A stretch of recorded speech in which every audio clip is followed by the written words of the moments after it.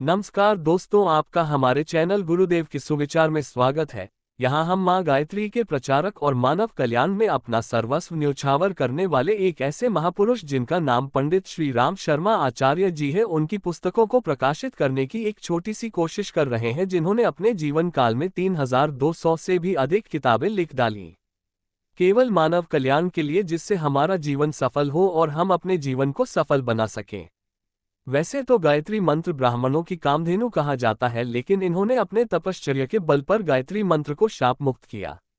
इसके लिए इन्होंने 24 लाख मंत्रों का जाप तथा 24 महापुष्य किए एवं 24 वर्ष तक कठोर साधना की, जिसमें वे केवल छाछ पीकर और बाजरे की रोटी दिनचर्या में लेते थे, वो भी केवल एक बार। आज उनकी कीर्ति पूरे विश्व में विख्यात है। अतः आपसे निवेदन है कि आप हमारे चैनल पर आए और उनके विचारों से जुड़े और उनकी तपश्चर्या का लाभ उठावें। इसलिए आपसे अनुरोध है कि उनके विचारों को जन जन तक पहुंचाने में हमारा सहयोग करें। जय गुरुदेव।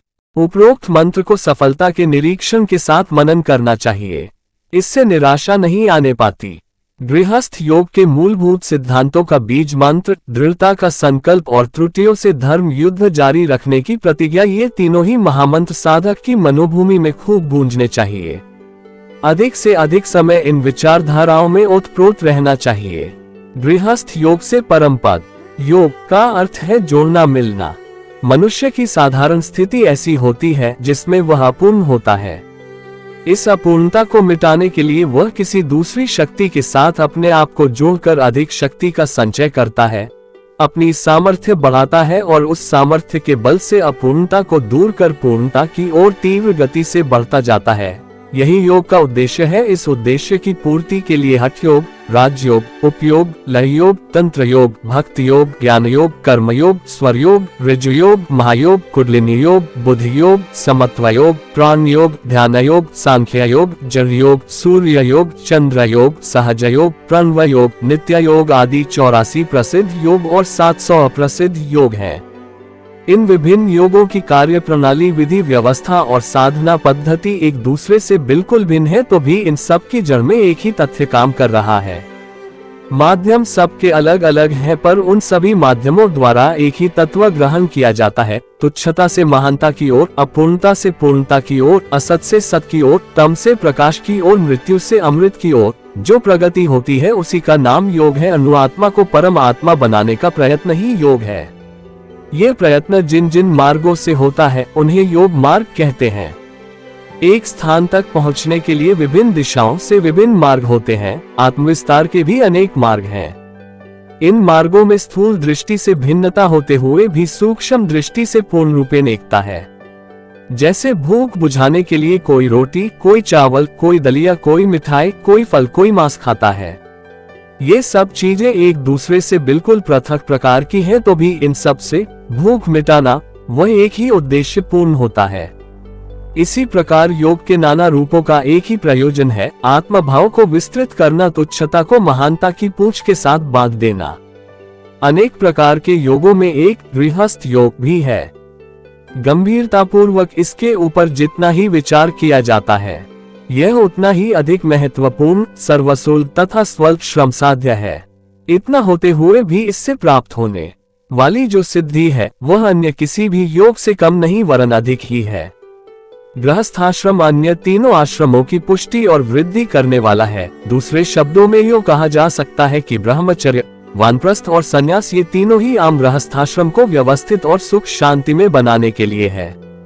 ब्रह्मचारी इसलिए ब्रह्मचर्य का पालन करता है कि उसका भावी गृहस्थ जीवन शक्तिपूर्ण और समृद्ध हो। वानप्रस्थ और सन्यासी लोग लोकहित की साधना करते हैं, संसार को अधिक सुख शांति में बनाने का प्रयत्न करते हैं। ये लोक और संसार क्या है? दूसरे शब्दों में गृहस्थाश्रम ही है। तीनों आश्रम एक ओर और गृहस्थाश्रम दूसरी ओर, ये दोनों पलड़े बराबर हैं। यदि गृहस्थाश्रम की व्यवस्था बिगड़ जाए तो अन्य तीनों आश्रमों की मृत्यु ही समझिए। गृहस्थ धर्म का पालन करना धर्मशास्त्रियों के अनुसार मनुष्य का आवश्यक कर्तव्य है। लिखा है, संतान के बिना पितर नरक को जाते हैं, उनकी सद्गति नहीं होती। लिखा है कि संतान उत्पन्न किए बिना पितृ ऋण से छुटकारा नहीं मिलता। कहते हैं कि जिसके संतति न हो उनका प्रातः काल मुख देखने से पाप लगता है। इस प्रकार के और भी अनेक मंतव्य हिंदू धर्म में प्रचलित हैं, जिनका तात्पर्य यह है कि गृहस्थ धर्म का पालन करना आवश्यक है कि इतना जोर क्यों दिया गया है। इस बात पर जब तात्विक दृष्टि से गंभीर विवेचना की जाती है तब प्रकट होता है कि गृहस्थ धर्म एक प्रकार की योग साधना है, जिससे आत्मिक उन्नति होती है, स्वर्ग मिलता है, मुक्ति प्राप्त होती है और ब्रह्म निर्माण की सिद्धि मिलती है। प्राचीन समय में अधिकांश ऋषि गृहस्थ थे।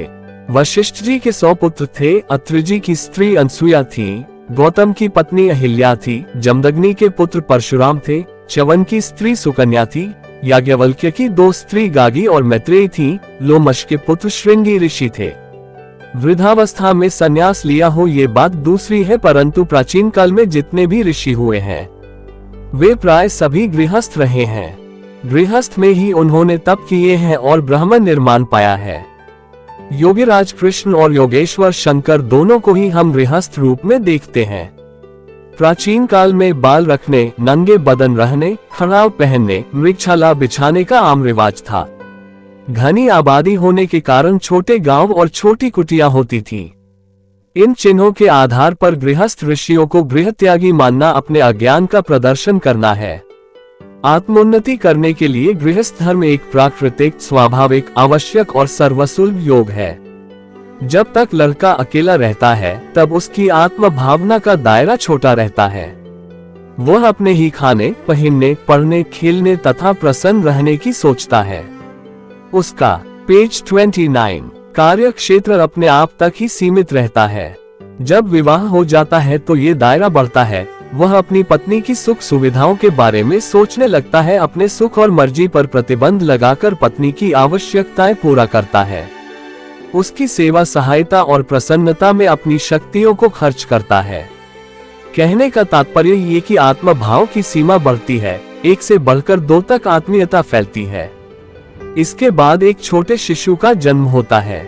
इस बालक की सेवा, शुश्रूषा और पालन पोषण में निस्वार्थ भाव में इतना मनोयोग लगाता है कि अपनी निज सुख सुविधाओं का ध्यान मनुष्य भूल जाता है और बच्चे की सुविधा का ध्यान रखता है। इस प्रकार यह सीमा 2 से बढ़कर 3 होती है। क्रमश यह मर्यादा बढ़ती है। पिता कोई मधुर मिष्ठान लाता है तो उसे खुद नहीं खाता, वरन बच्चों को बांट देता है। खुद कठिनाई में रहकर भी बालकों की तंदुरुस्ती, शिक्षा और प्रसन्नता का ध्यान रखता है। दिन दिन खुदगर्जी के ऊपर अंकुश लगता जाता है, आत्म संयम सीखता जाता है और स्त्री, पुत्र, संबंधी, परिजन आदि में अपनी आत्मीयता बढ़ाता जाता है। क्रमशः आत्मोन्नति की ओर चलता है। भगवान मनु का कथन है, पुरुष, उसकी पत्नी और संतान मिलाकर ही एक पूरा मनुष्य होता है। जब तक ये सब नहीं होता तब तक वह कचरा, अधूरा और खंडित मनुष्य है। जैसे प्रवेशिका परीक्षा पास किए बिना कॉलेज में प्रवेश नहीं हो सकता, उसी प्रकार गृहस्थ की शिक्षा पाए बिना वानप्रस्थ, संन्यास आदि में प्रवेश करना कठिन है। आत्मीयता का दायरा क्रमशः ही बढ़ता है। अकेले से, पत्नी पति 2 में, फिर बालक के साथ 3 में, संबंधियों में, पड़ोसियों में, गांव, प्रांत, प्रदेश, राष्ट्र, विश्व में यह आत्मीयता क्रमश बढ़ती है। आगे चलकर सारी मनुष्य जाति में आत्म भाव फैलता है। फिर पशु पक्षियों में, कीट पतंगों में, जड़ चैतन्य में यह आत्मभाव विकसित हो जाता है। जो प्रगति 1 से बढ़कर 2 में, 2 से 3 में हुई थी, वही उन्नति धीरे धीरे आगे बढ़ती जाती है और मनुष्य संपूर्ण चर अचर में आत्मसत्ता को ही समाया देखता है। उसे परमात्मा की दिव्य ज्योति सर्वत्र जगमगाती दिखती है। एक अपने मन को जितने अंशों में फैलाया जाता है, उतने अंशों में अपनी खुदगर्जी पर संयम होता है। बाल बच्चों के होने पर यह आत्म संयम और अधिक बढ़ता है। अंत में जीव पूर्णतया आत्म संयमी हो जाता है। दूसरे के लिए अपने आप को भूलने का अभ्यास क्रमश इतना अधिक पुष्ट हो जाता है कि अपना कुछ रहता ही नहीं, सब कुछ बिराना हो जाता है। मेरा मुझको कुछ नहीं, जो कुछ है सो तोड़ की ध्वनि उसके अंदर से निकलने लगती है। खुदी मिटती जाती है और खुदा मिलता जाता है। मैं का अंत होने से तू ही शेष रहता है। गृहस्थ योग की छोटी सी सर्वसुलभ साधना जब अपनी विकसित अवस्था तक पहुंचती है तो आत्मा परमात्मा बन जाती है, अपूर्णता से छूटती है और पूर्णता उपलब्ध करती है और योग का वास्तविक उद्देश्य पूरा हो जाता है। परम पूज्य गुरुदेव की अभिनव 5 स्थापनाएं। युगदृष्टा के स्तर की अवतारी सत्ता के रूप में परम पूज्य गुरुदेव ने अपने 80 वर्ष के जीवन काल में जितना भी कुछ किया, उसकी मिसाल कहीं देखने को नहीं मिलती। करोड़ों व्यक्तियों के मनों का निर्माण, उनके सोचने के तरीके में बदलाव एवं युग निर्माण की पृष्ठभूमि बनाकर रख देने का कार्य इन्हीं के स्तर की सत्ता कर सकती थी, जो लाखों वर्षों में कभी कभी धरती पर आती है। उनके द्वारा की गई स्थापनाओं का जब प्रसंग आता है तब ईंट गारे चूने सीमेंट से बने भवनों से पहले उनकी स्नेह संवेदना से सिक्त हुए ममत्व में स्नान कर उनके अपने हो गए लाखों व्यक्ति दिखाई पड़ते हैं, जिनने उनके एक इशारे पर अपना सब कुछ उनको अर्पित कर दिया। स्वतंत्रता संग्राम के दिनों में कभी ऐसा ही वातावरण भारत के कोने कोने में दिखाई देता था, जब हर घर से सत्याग्रही निकल कर आ रहे थे। भावनाओं का आवेग चिरस्थायी नहीं रहता। वे ही लोग जो कभी राष्ट्र निर्माण के लिए अपना सब कुछ छोड़, पढ़ना लिखना छोड़ देश को आजाद बनाने के लिए कूद पड़े थे, कभी गड़बड़ाने न पाए, उसी के लिए बापू ने आजादी के बाद कांग्रेस भंग कर देने व सभी को एक आदर्श स्वयं सेवक की तरह दरिद्र नारायण का उत्थान कर राष्ट्र निर्माण में लग जाने की सलाह दी थी। सभी इस तथ्य को जानते हैं कि ऐसा नहीं हुआ। राष्ट्र का कीर्ति स्तंभ रूपी वो महापुरुष भी एक वर्ष के अंदर ही शहादत को प्राप्त हो चला गया। गिने चुने उनके आदर्शों पर चलने वाले रह गए। अवसरवादियों को राजनेतृत्व भाने लगा एवं राष्ट्र आजाद होकर भी उनके हाथ में आ गया, जो ब्रिटिश तो नहीं थे किंतु उसी रंग में रंगे सत्ता के उन्माद में काम करने वाले शासक थे। सृजेता नहीं जिंदा रहा तो मात्र बापू का दर्शन बुनियादी आधार पर टिका मानव को बनाने का तंत्र, आश्रम तंत्र, जो सेवाग्राम साबरमती आश्रम के रूप में कार्य करता रहा और वह भी शीर्ष पुरुष के न रहने, विनोबा जी के चले जाने के बाद अस्तित्व व महत्व की दृष्टि से गौण हो गया। परम पूज्य गुरुदेव ने अपनी दिव्य दृष्टि से ये सब पूर्व में ही देख लिया था कि कोई भी भव्य निर्माण, आश्रम या तंत्र बनाने से पूर्व राष्ट्र को सांस्कृतिक, भौतिक, आध्यात्मिक आजादी दिलाने वाले अगणित व्यक्ति तैयार करने पड़ेंगे। 1911 में आज से 84 वर्ष पूर्व हुई संवत 2086 में जन्मे, राष्ट्र की आजादी में उन्मत्त बने श्रीराम मत कहलाने वाले आचार्य श्री ने पहले स्वयं को तपाया। वैचारिक क्रांति के निर्माण का आधारभूत तंत्र स्वयं व परमवंदनीय माताजी के रूप में खड़ा किया। अखंड ज्योति पत्रिका अपनी लेखनी से लिखी ममत्व भरी चिट्ठियों व छोटी छोटी एक आने की किताबों से जन जन के मन को छुआ। तब जाकर अपने 1 लक्ष्य के 24 गायत्री महापुरुष चरणों को पूर्णाहुति पर उन्होंने गायत्री तपोभूमि मथुरा की स्थापना की बात 1952-53 में सोची। सबसे पहली मंत्र दीक्षा वहीं पर 1953 में दी, वही यह मानते हुए कि बिना आध्यात्मिक आधार बनाए मनोभूमि में भावनाओं के स्तर पर बदलाव लाए कोई क्रांति सफल नहीं हो सकती। धीमी खुराक देते हुए हर व्यक्ति को गायत्री व यज्ञ के तत्वदर्शन से जोड़ते हुए चले गए। गायत्री परिवार रूपी विराट वृक्ष का मूल आधार वह स्थापना है जो जन जन के मनों में पहले हुई उनकी भाव संवेदनाओं के उदात्तीकरण के रूप में संपन्न हुई व उनके अंदर अपनी गुरु सत्ता को त्याग करने की यज्ञीय जीवन अपनाने की प्रेरणा बलवती होने लगी। उन्होंने सर्वमेध के रूप में अपना सर्वस्व बलिदान एवं नरमेध के रूप में अपने आप को समाज के हित न्यौछावर करने की भावना से 2 यज्ञ किए।